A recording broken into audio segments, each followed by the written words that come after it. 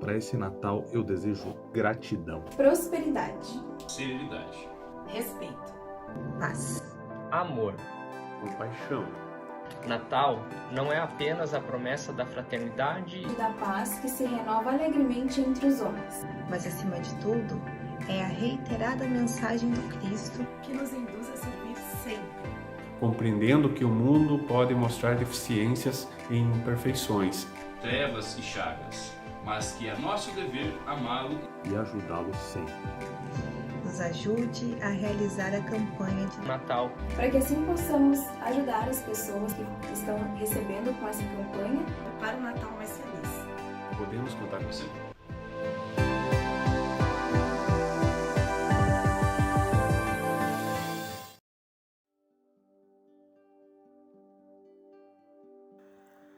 Olá, queridos ouvintes, irmãos de jornada, me chamo Niarques e hoje tenho mais uma vez a grata oportunidade de dirigir a palavra a todos vocês. Façamos uma prece. Vamos inspirar bem fundo e vagarosamente expirar, permitir sentir o oxigênio nutrindo o nosso corpo à medida que nossos corações e mentes se serenam.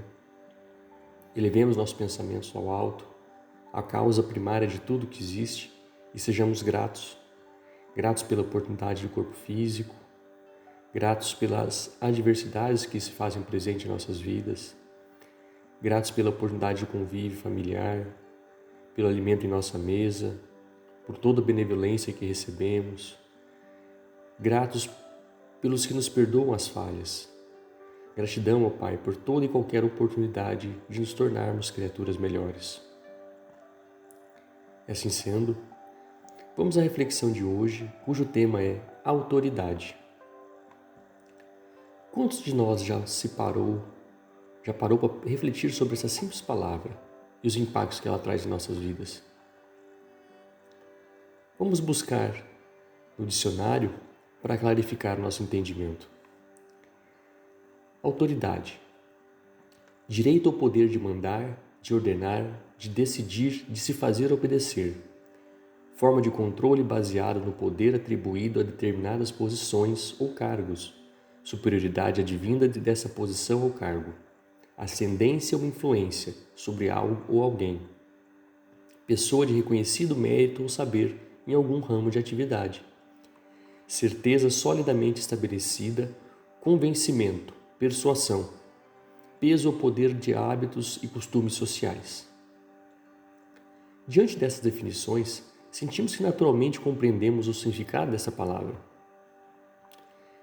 Já na infância, somos apresentados a efeitos práticos quando submetidos a um tipo de autoridade, a autoridade hierárquica que é exercida por nossos pais. Todos nós, mesmo que alguns de forma mais relutante ou rebelde, somos colocados, sem compreender, na condição de subordinação aos nossos genitores. Outra forma de autoridade que a sociedade nos apresenta é a autoridade intelectual. Nosso primeiro contato com essas autoridades foram nossos professores. São as criaturas investidas de notório saber de uma determinada área. Na vida adulta, recorremos a essas autoridades da forma de profissionais das mais variadas áreas: médicos, engenheiros, advogados, contadores, administradores e muitos outros profissionais. Não por menos, e de mérito igualmente incontestável, devemos mencionar um tipo de autoridade que vai além do mundo dos encarnados, a autoridade moral. Para melhor ilustrar nossos apontamentos, vamos recorrer à vivência do Cristo. Sabemos que na época de Jesus, o governo romano tinha uma milícia composta de 100 soldados, sob direção de um comandante. Esse comandante tinha o título de centurião, justamente porque comandava 100 soldados.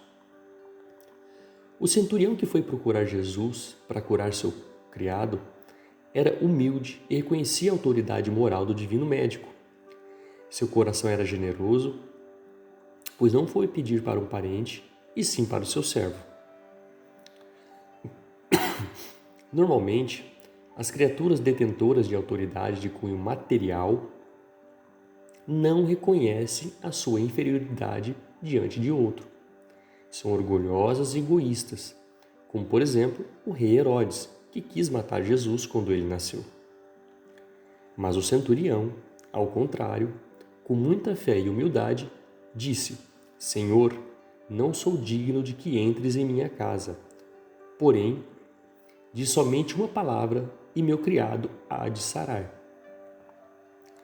Desse episódio da vida do Cristo, podemos dizer que, a respeito de Jesus, possui o título espiritual permanente de governador do planeta Terra, possui superioridade moral e intelectual sobre todos os homens, possui autoridade moral sobre os espíritos e os trata bem, possui muitas virtudes e é considerado modelo de perfeição moral.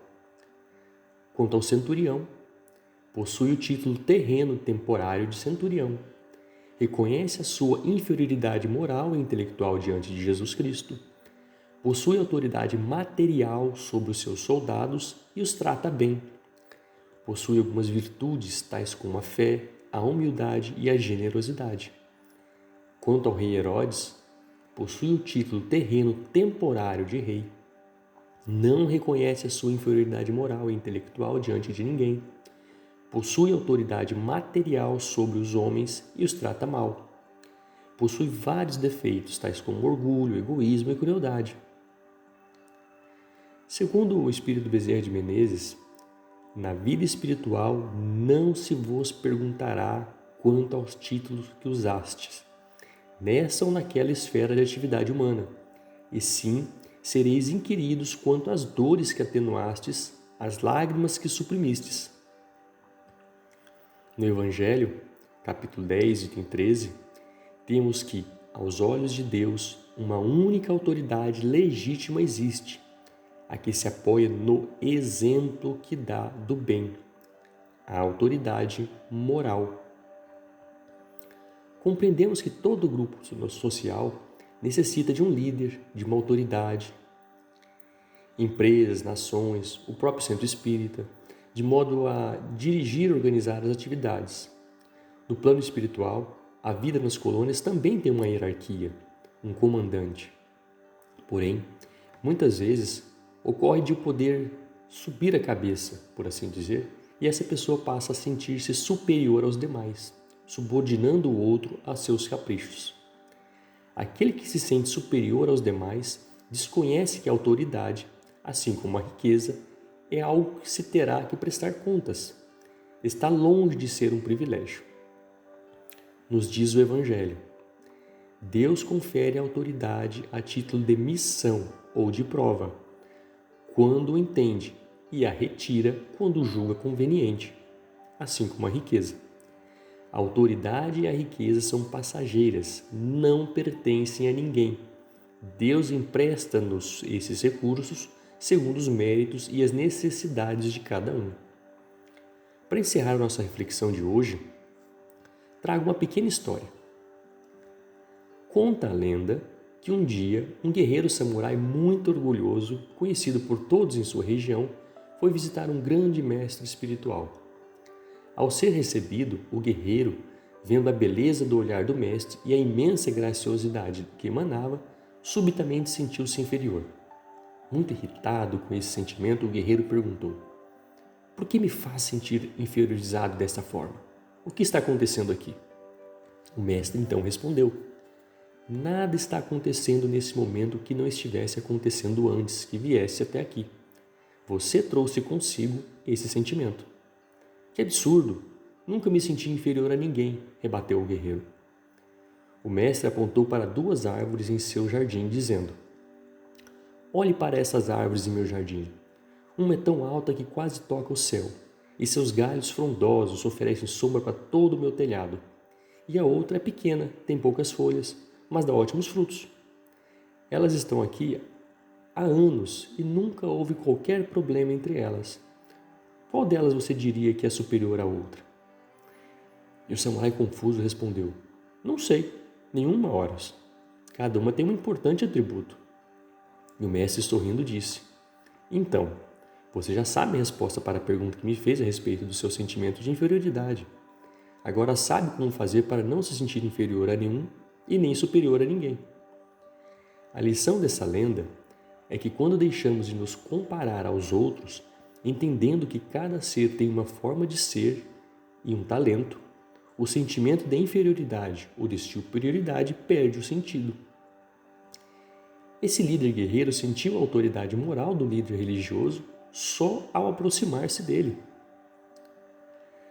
No livro dos médiuns, temos que os espíritos perversos sentem que os homens de bem os dominam, ou seja, reconhecem a superioridade moral. Portanto, queridos ouvintes, cuidemos de nossa moralidade. Excelente semana a todos e até uma próxima oportunidade.